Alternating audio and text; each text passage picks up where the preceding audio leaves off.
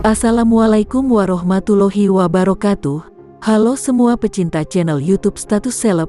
Terima kasih selalu menonton tayangan yang kami sajikan. Selalu ikuti terus mengenai perkembangan berita terupdate dari channel kami. Admin selalu mendoakan agar kalian semua dan keluarga sehat-sehat selalu. Amin. Kasus Subang terbaru hari ini, munculnya fakta baru yang mengakibatkan Danu bertambah stres.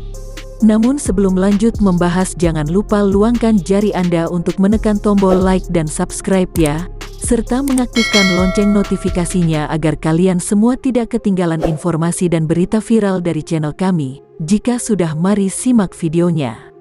Muhammad Ramdhanu, salah seorang saksi dalam kasus Subang, diduga bakal tambah stres atau bahkan sampai stres berat. Yoris dan ayahnya, Yosef Hidayat, kini telah bersatu di bawah naungan kuasa hukum Rohman Hidayat. Belakangan ini diketahui bahwa Yoris dan juga Yosef curiga ada yang disembunyikan oleh saksi Danu terkait dengan peristiwa pembunuhan di Subang ini. Bahkan menurut kuasa hukum Yosef, Yoris sempat kecewa sebab Danu kerap sekali memberikan informasi yang berbeda-beda. Menurut Yoris dan istrinya Yanti, yang sering berubah-ubah memberi keterangan itu Danu. Kan mereka BAP bareng, banyak keterangan Danu yang mengada-ada, tak jelas dan terkesan mengarang, ujar Rohman Hidayat dalam wawancaranya dengan tim Des Jabar pada hari ini Jumat tanggal 7 Januari tahun 2022. Rohman menegaskan, dengan keterangan Danu yang selalu berubah-ubah itu jelas saja terdengar oleh Yoris dan istrinya, sebab mereka duduk berdampingan. Buntut kekecewaannya terhadap Danu akhirnya membuat Yoris berpindah kuasa hukum ke Rohman Hidayat. Pada kesempatan itu juga Rohman mengatakan bahwa Yosef serta Yoris mengaku telah memiliki nama yang dicurigai, yang serupa dengan sketsa wajah terduga pelaku yang dirilis oleh Polda Jabar.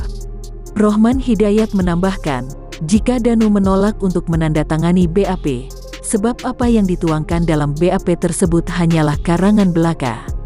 Jadi dengan alasan itulah, akhirnya Yoris curiga kalau ada sesuatu hal yang disembunyikan oleh Danu, padahal Yoris sangat berharap jika Danu akan mengatakan terus terang apa yang diketahuinya dan tidak pelin-pelan.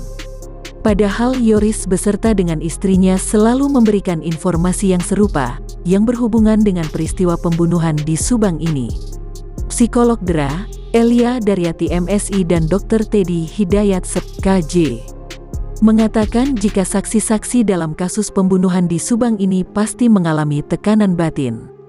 Pasti stres. Jika mereka bukan pelaku pasti stres, apalagi jika pelaku stresnya bertambah.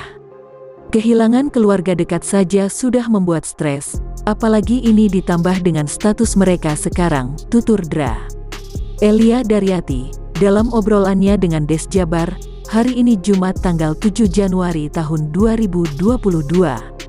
Menurut dosen LP3I dan STIALAN ini, dalam hal ini pihak polisi harus teliti mengenai kondisi saksi, apakah dia stres berat. Harus ada suatu perlindungan terhadap saksi, perlindungan hukum dan juga perlindungan psikologis. Yang penting, tetap menjaga privasi saksi dengan asas praduga tak bersalah, terang Elia. Selain itu juga dibutuhkan dukungan support system seperti halnya dari kerabat, tentu akan sangat diperlukan oleh para saksi yang sedang menghadapi masalah berat seperti ini. Senada dengan Elia, psikiater Dr. Teddy Hidayat KJ menuturkan, kemungkinan para saksi sekarang ini mengalami tekanan batin, lepas dia bersalah maupun tidak. Sebab proses pemeriksaan yang memakan waktu kurang lebih 5 bulan lamanya tentu mengakibatkan stres parah. Kalau sebagai pelakunya mungkin sudah seharusnya untuk menjalaninya, tetapi untuk yang bukan pelakunya ini sangat berat, tegas Teddy Hidayat. Dan mengenai kriteria post-traumatic stress disorder atau stres pasca trauma, Teddy mengatakan bahwa seseorang pernah terkena perkara yang traumatik semacam menjadi saksi mata atau berhadapan langsung dengan suatu kejadian yang cukup mengerikan, atau yang sampai mengancam kehidupannya. Misal perkara pembunuhan atau ditahan dan diperlakukan sebagai tahanan. Pengalaman traumatik tadi timbul berulang, misalnya adanya bayangan, pikiran atau persepsi yang berkaitan peristiwa traumatik datang berulang menimbulkan penderitaan, ungkap Teddy. Menurutnya juga, sebab saksi tidak ditahan, stresnya menjadi berlebih, karena dipanggil bolak-balik ke kantor polisi. Itu tidak seberat kalau ditahan, tandasnya. Cukup sekian informasi Subang kali ini yang dapat kami sampaikan. Semoga bermanfaat dan sampai jumpa di video kami selanjutnya. Wassalamualaikum warahmatullahi wabarakatuh.